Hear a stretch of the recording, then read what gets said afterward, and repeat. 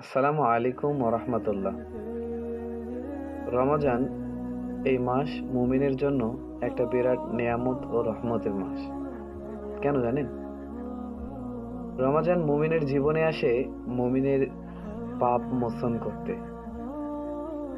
রমজান মুমিনের জীবনে আসে তার ইবাদতগুলোকে বৃদ্ধি করে দিতে। আল্লাহ তাআলা এই পুরো রমজান মাসটা বান্দার জন্য একটা বিরাট বড় পুরস্কারের মাস হিসেবে রেখেছে। আল্লাহ তাআলা এই রমজান মাসেই তার জান্নাতের দরজাসমূহ খুলে দেন। আল্লাহ তাআলা এই রমজান মাসেই জাহান্নামের দরজাগুলোকে বন্ধ করে দেন। আল্লাহ তাআলা এই রমজান মাসেই শয়তানকে শৃঙ্খলাবদ্ধ করেন। রমজান মাস আসে তিনটি পদ্ধতিতে, তিনটি মাধ্যমে বান্দার গুনাহসমূহকে মাফ করে দিতে। যথা: ১.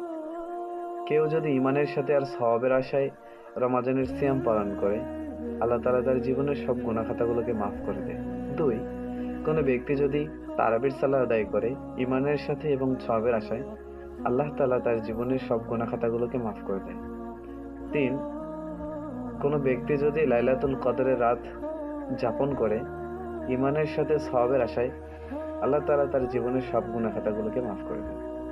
আল্লাহ তাআলা আমাদের এই ৩ পদ্ধতিতে আমাদের জীবনের সব গুনাহগুলোকে এই রমজানুল মুবারকে মাফ করে নেওয়ার তৌফিক দান করুন। আমিন। আসসালামু আলাইকুম ওয়া রাহমাতুল্লাহি ওয়া বারাকাতুহু।